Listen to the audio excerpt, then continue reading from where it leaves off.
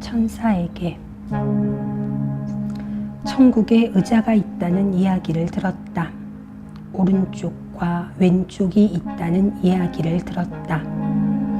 그의 이야기는 천국에도 있는 것이 이 세계에도 있으면 좋은 것이라는 뜻으로 들렸다가 이 세계에도 있는 것이 천국에도 있으면 나쁜 것이라는 뜻으로 들리기도 했다.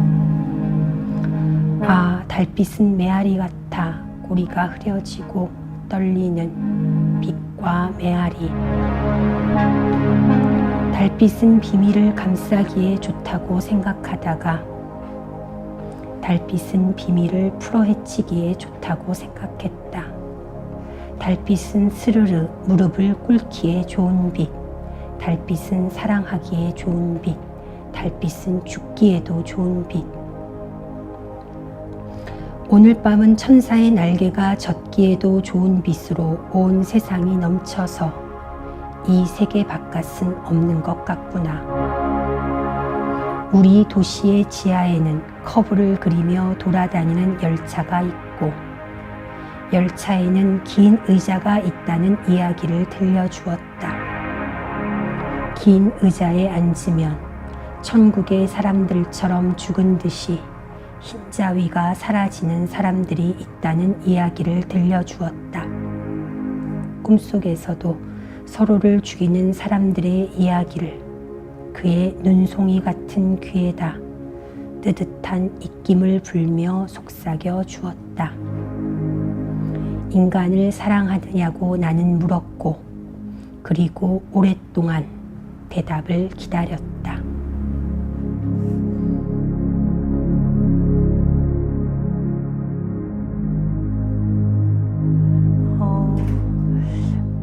여행 떠나기 전에 여행에 대해 생각하면 제가 여행을 많이 다니는 사람은 아니지만 조금 장소를 옮기면 장소를 많이 타는 편인데 그게 특히 항상 보던 창문이 아닌 다른 창문으로 보이는 거 그래서 다른 창문을 갖는 일 그런 게 여행이라는 생각이 들었는데 여행을 다니면서 되게 다른 시간에 대한 생각들을 많이 하게 된 것 같아요.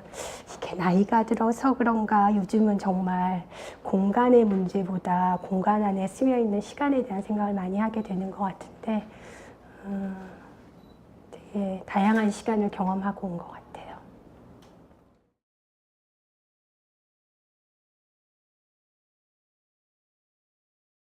것 같아요. 어렸을 때 많은 사람들이 어떤 공상을 하면서 시간들을 많이 보내는데 그래서 패턴이 있는 것 같아요. 사람마다.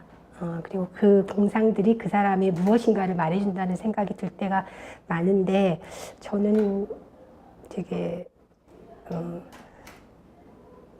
이상하게 고아가 된 공상을 되게 많이 했었어요. 고아 공상을 많이 했었는데 그게 부모님한테 특별하게 뭔가 불만이 있어서도 아니고 내 부모님은 다른 분일 거야 뭐 이런 생각을 하고 살았기 때문도 아니고 막연하게 그냥 고아가 된 어떤 고아 소녀로 저를 설정하고 스토리를 만들어가는 거죠. 그러면 그런 공상 속에 빠지면 되게 많은 시간을 이렇게 후딱 보낼 수 있었어요. 그 공상 속에 나오는 어린아이는 정말 가진 게 없어서 헐벗고 가난한 아이였는데 그 아이를 제가 좋아했던 이유 중에 하나는 가진 게 없기 때문에 자유로운 느낌이었던 것 같아요. 뭔가 해야 하는 거 이런 게 없는 해야 하는 게 없는 상태란 건 정말 가지지 않아야지 가능한 어떤 거라는 생각이 저는 제가 가진 게 많은 사람인 것 같은데 제가 시를 쓰는 이유는 그 헐벗음 그 자유, 그런 자유, 그런 것들에 대한 제 안에 갈망이 있기 때문이 아닐까 그런 생각을 해봅니다.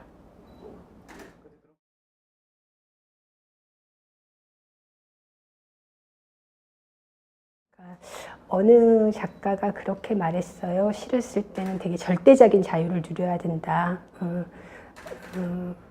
그거는 절대적인 자유, 절대적인 평등을 누려야 되는 것과도 통하는 말일 거예요. 그 얘기는. 그런 절대적인 자유를 누린다는 건 현실과의 어떤 불일치를 만들어낸다는 뜻일 수밖에 없고, 그런 의미에서 어떤 내가 여성이라든가 또 남성이라든가 그런 어떤 정체성에 대한 자의식을 크게 갖지 그거조차를 지운 상태의 어떤 절대적인 자유가 부딪히는 어떤 불일치들, 그런 것들이 어떤 경계들을 횡단할 수 있다고 생각을 합니다.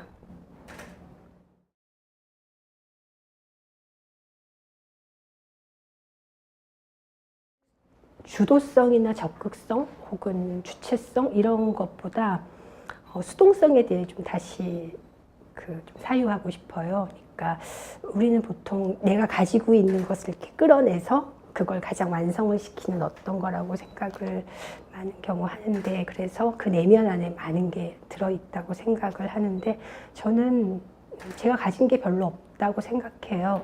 그리고 사실 제 내면이라는 거, 저의 어떤 개성이라는 거, 그런 것들도 제가 만들어진 것일지 태어날 때부터 주어졌던 거란 생각을 하지 않아요. 그러니까 말하자면 어떤 외부성이 저한테 굉장히 중요하다고 생각이 들고요. 그런 의미에서 그 시가 쓰여지는 거는 저는 표면에서 쓰여진, 표면이라는 표현이 어떤지는 모르겠는데 저는 내면보다 표면이 되게 중요한 것 같아요. 그러니까 표면이 말하자면 무슨 북 같은, 큰 북 같은 거 이렇게 두드리면 소리 나는 그 북의 표면이라고 생각해도 좋을 것 같은데, 뭔가 떨어지지 않으면 소리가 나지 않잖아요. 그런 것처럼 그렇게 무엇인가가 자극을 받았을 때, 던져졌을 때 소리를 낼 수 있는 어떤 상태, 그 상태를 유지하는 거, 그리고 그것은 이제 상호성이겠죠. 사실은 그 표면이란 건 외부와 내부와 함께 만들어지는 그 지점일 것 같고, 그게 중요하다고 생각해요. 그렇기 때문에 시를 쓰기 전에 이미 시의 씨앗을, 완전한 씨앗을 가지고 그것을 만드는 것이라는 생각보다는 쓰면서 사실은 또 전혀 엉뚱하게 내가 몸이 혹은 마음이 흘러가기도 하고, 그거는 쓰지 않았을 때는 한 번도 거기 갈 거란 생각을 못했던 걸 가는 거거든요. 때때로 시를 쓰고 나서 그런 이런 생각을 내가 시를 안 썼으면 못했겠네, 이런 생각이 들 때가 있어요. 그게 좋은 것 같아요. 그래서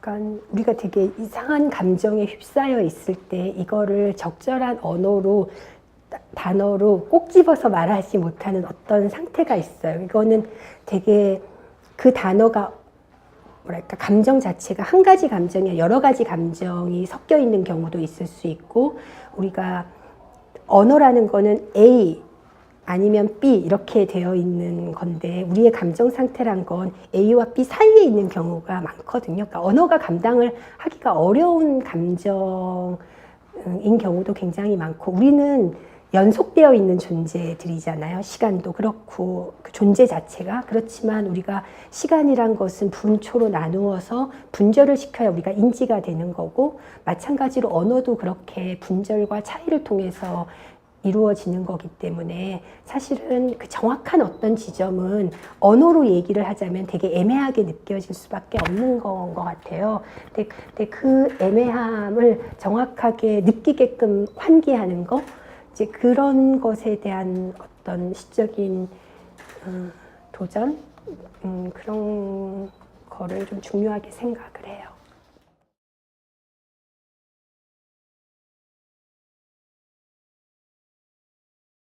언젠가 제가 등단을 했는데 어떤 선생님이 저한테 물으셨어요. 너한테 가장 중요한 걸 한 단어로 말해봐, 이렇게 말씀을. 근데 한 번도 생각을 안 해봤는데, 그때 제가 했던 얘기는 사람이라고 말을 했어요. 그냥 떠오르는 대로 얘기하고 난 되게 성급하게 작가가 이런 얘기에 생각이 있지도 않은데 그렇게 성급하게 튀어나온 말을 하다니 이런 생각을 하면서 좀 부끄러워하기도 했거든요. 근데 지나놓고 나서 제가 그렇게 얼결에 했던 그 말에 대한 생각을 많이 하는데 저한테는 가장 중요한 게 사람인 것 같아요. 사람이라는 게 타인이라고 얘기할 수 있을 거예요. 이렇게 사람이라는 게 저도 포함이 되는 얘기겠지만 저 안에서도 제가 중요하게 생각하는 거는 제가 저한테 낯선 타자성, 내가 규정할 수 없는 존재라는 어떤 느낌. 사람이라는 말보다 조금 더 좁혀서 말을 하면 타인성, 타자성, 관계, 그런 거에 대한 관심이 많은 것 같아요, 저는. 목의 위치, 기이하지 않습니까? 머리의 위치 또한. 목을 구부려 인사를 합니다.